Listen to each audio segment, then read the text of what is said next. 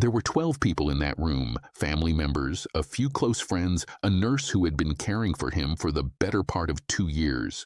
They had gathered, as people often do near the end of a long life, to simply be present, to sit with someone whose remaining time had become impossible to ignore.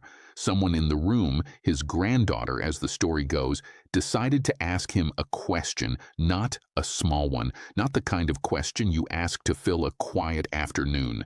She asked him what he regretted most. Out of 90 years of living, 90 years of choices and mistakes and roads taken and roads abandoned, what sat heaviest on him now? The old man was quiet for a long time, long enough that a few people shifted in their chairs, long enough that someone almost changed the subject. And then he answered, and nobody in that room said a word. I have been thinking about his answer ever since I first heard this story.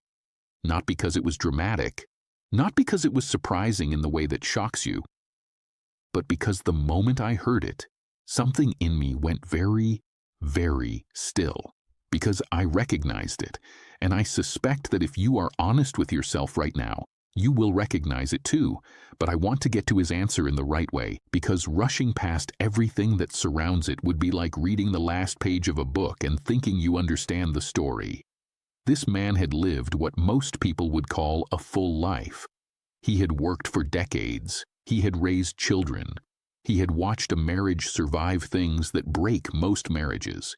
He had buried friends. He had seen grandchildren born. He had traveled some. He had prayed some. He had worried, probably more than was ever useful. He had experienced the full, complicated, exhausting, beautiful spectrum of what it means to be a human being moving through time. And when the end of that time came close enough to see clearly, when the pretending was over and the noise had finally settled into something that could only be called truth, this was the regret he named. He said, I spent my whole life waiting for it to begin. Sit with that for a moment. I mean, really sit with it. He did not say he wished he had worked less, although perhaps he did. He did not say he wished he had traveled more, or made more money, or spent more time at the dinner table. He did not mention a specific failure or a specific relationship. He went all the way back to the very root of everything.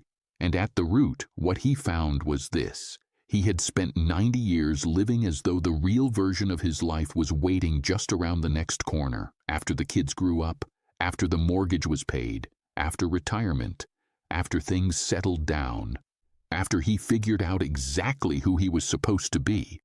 And the real version never arrived, because there was no real version waiting anywhere.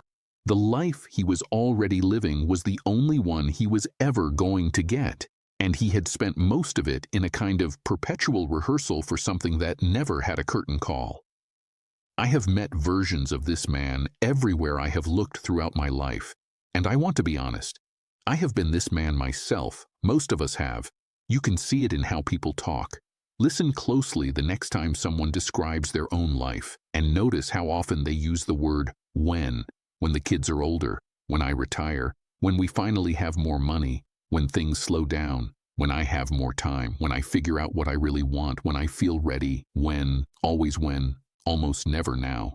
Viktor Frankl, the Austrian psychiatrist who survived the Nazi concentration camps and then spent the rest of his life writing about the search for human meaning, described something he called the existential vacuum. That hollow, restless feeling that settles in when a person is alive but not truly living, going through the motions of a life while the actual experience of being alive slips quietly past.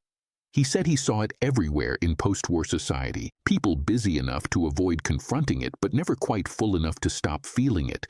That vacuum is what the old man in that room was describing.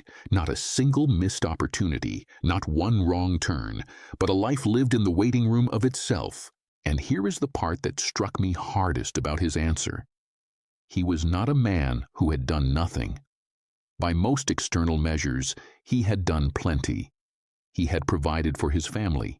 He had shown up to the right places at the right times. He had met his obligations. He had fulfilled his responsibilities. But somewhere between the obligations and the responsibilities, the actual living had gotten postponed indefinitely.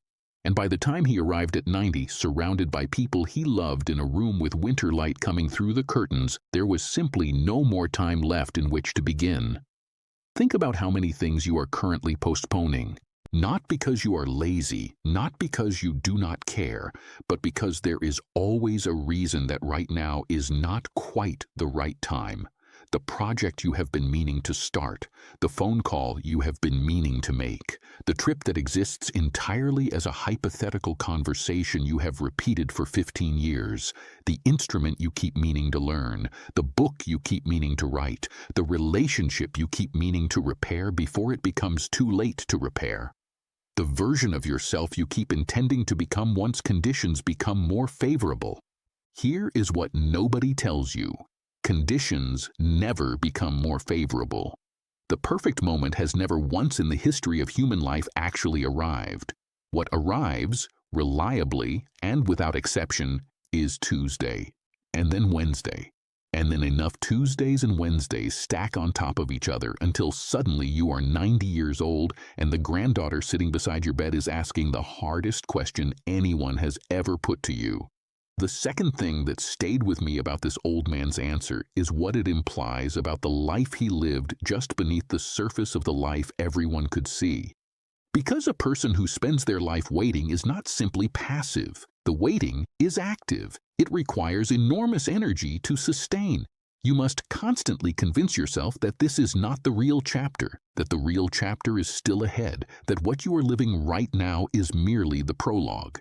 And maintaining that fiction, keeping the hope alive that the real life is still coming while simultaneously explaining away why it has not arrived yet. That takes something from you, quietly and continuously, for years. I have known people who spent 30 years in careers they never chose, not because they had no other options, but because changing course meant admitting that they had been on the wrong road, and admitting that felt like losing. So instead they kept walking in a direction that made them miserable, telling themselves they would sort it out eventually, while eventually kept moving further into the distance. I have known marriages that continued not from love, but from the sheer accumulated weight of postponed decisions, where two people stayed together not because they had built something real and lasting, but because the moment to honestly reckon with things had kept being pushed forward until neither person could remember a time before the postponement. I have known people who carried the same conversation with their estranged sibling in their head for 20 years, knew exactly what they wanted to say, had rehearsed it 100 times, but always found a reason why today was not the right day to make the call, until the day came when there were no more days. When the phone call became a graveside conversation spoken to silence. The old man in that room understood all of this, not as a theory, as a life. And his answer was a gift, even if it arrived wrapped in grief, because a regret named clearly and honestly at the end of a life is not only a conclusion, it is an instruction. It is the most generous possible message from someone who no longer has time to use it themselves, a map handed over freely to someone who still does. So what do you do with it? What does it actually look like to stop waiting and start living, not in some abstract motivational sense, but in the real, specific, practical texture of your actual days? It starts smaller than you think. It starts with the conversation you have been avoiding, not the big, dramatic confrontation. Most lives do not have those, and that is fine. The quiet, honest conversation where you finally say something true that you have been keeping vague for the sake of everyone else's comfort. The one where you stop performing contentment and say plainly what you actually need. Those conversations are terrifying in anticipation and almost always, on the other side of them, a relief so deep it feels like a physical sensation. It starts with the Tuesday, not the someday. The Tuesday. Jeff Bezos, when explaining his decision to leave a comfortable career on Wall Street to start what would eventually become Amazon, described what he called the regret minimization framework. He imagined himself at 80, looking back, and he asked a simple question: will I regret not having tried this? The answer was obviously yes. So he went.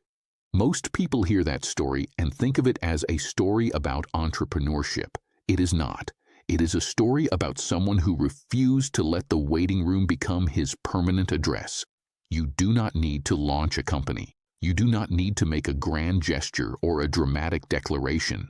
You need to pick one thing you have been postponing and stop postponing it. Not tomorrow, before you go to sleep tonight. Write the first paragraph, make the reservation, send the message, book the lesson. Say the thing you have been meaning to say. Not perfectly.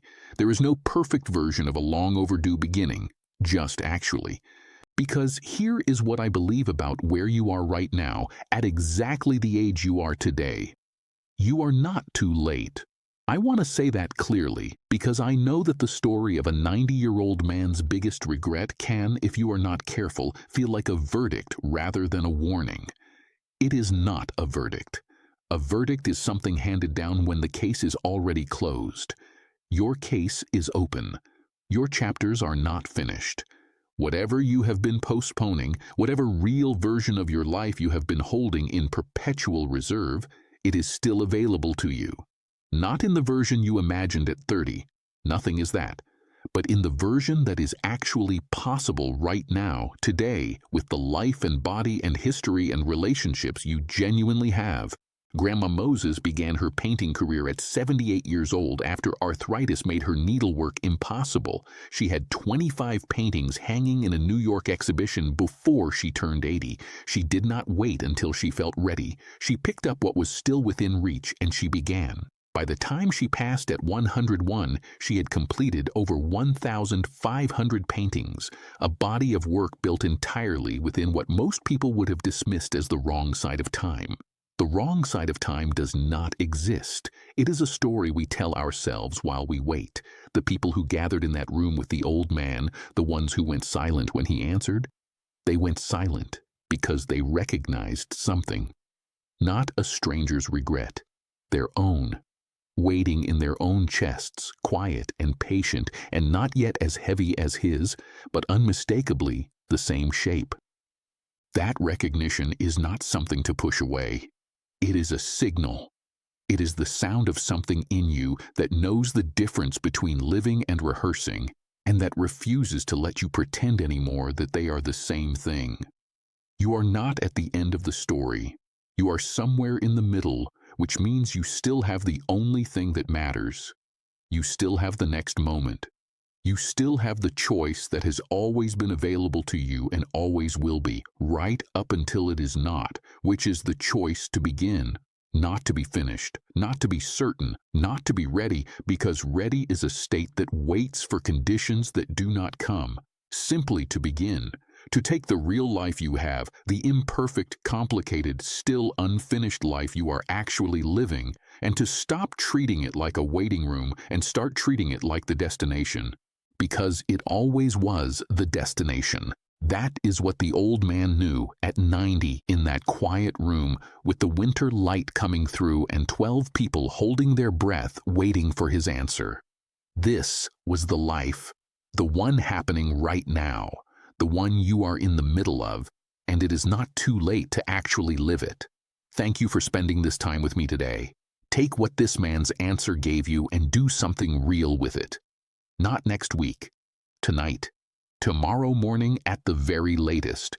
Find the thing you have been waiting to begin and give it the one thing it has always needed from you. Your honest, unhurried, unpostponed attention. You have earned every moment still ahead of you. Go live them like you mean it.